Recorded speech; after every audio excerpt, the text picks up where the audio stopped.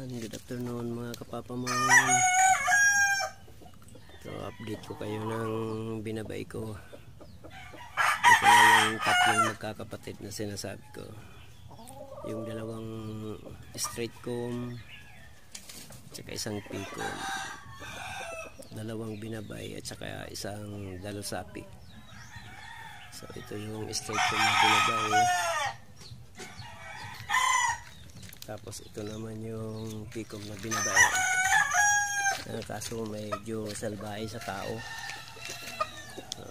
Ayan o, namamalo. Ito yung isa niyang kapatid na straight comb din. Ito yung binunot ko yung buntot nito. Kasi sira-sira. So ayan o, parang nagbibinabay pa rin siya o. Ito yung tatlong magkakapatid, dalawang binabay at saka isang dalusapi, dalawang straight comb at saka isang picom. So ito yan.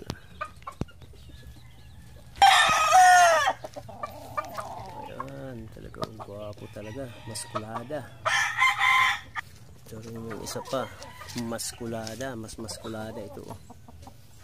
Ayan, hanggang dito lang mga kapapamon. Good afternoon everyone. Libang-libang lang tayo sa manok.